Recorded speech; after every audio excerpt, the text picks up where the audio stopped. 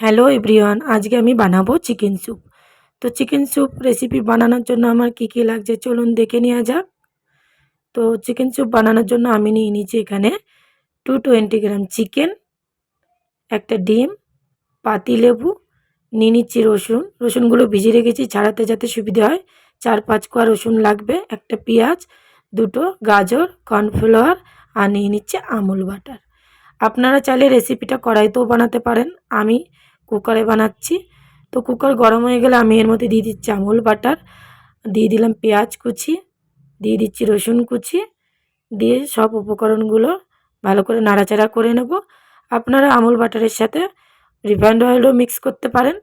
এবার দিয়ে দেবো গাজর কুচি। আপনারা চাইলে আরও ভেজিটেবল অ্যাড করতে পারেন, যেরকম beans, spring onion, baby corn. তো আমি এর মধ্যে দিয়ে দিচ্ছি আদা বাটা, অল্প একটু আদাটাও আপনারা গ্রেট করে দিতে পারেন। দিয়ে সব উপকরণগুলো নাড়াচাড়া করে এবার আমি দিয়ে দিচ্ছি চিকেনটা চাইলে আপনারা প্রথমেও চিকেনটা ফ্রাই করে তারপরে সব ভেজিটেবল দিতে পারেন। দিয়ে দিলাম স্বাদ মতো নুন আর দিয়ে দিলাম পেপার পাউডার, দিয়ে আবারও সব উপকরণগুলো নাড়াচাড়া করে নিলাম। আলাদা বাটিতে এদিকে আমি 2 চামচ কর্নফ্লাওয়ার সামান্য জল দিয়ে গুলিয়ে নেব। তো সামান্য জল দিয়ে আমি এই যে কর্নফ্লাওয়ারটা গুলিয়ে নিলাম। এদিকে সামান্য শ্যালো ফ্রাই করে আমি 1 গ্লাস জল দিয়ে 3টি সিটি দিয়ে নেব। আর একটা পাত্রে আমি ডিমটা ভেঙে সাদা অংশটা বার করে নেব, কুসুমটা আমি দেব না। আপনারা চাইলে কুসুমও দিতে পারেন।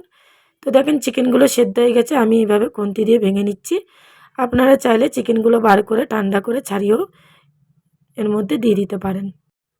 তো এবার আমি কর্নফ্লাওয়ারটা যেটা গুলিয়ে রেখেছি সেটাও আমি এর মধ্যে দিয়ে ভালো করে সব কিছু মিশিয়ে নেব।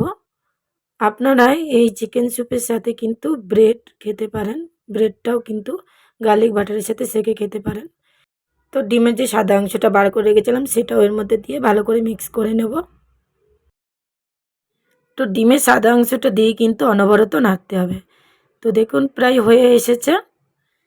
তো চিকেন স্যুপ রেসিপিটা ঘরোয়া পদ্ধতিতে কেমন লাগলো আপনাদের কাছে? তো আমি এবার এর মধ্যে দিয়ে দিচ্ছি অল্প একটু লেবুর রস।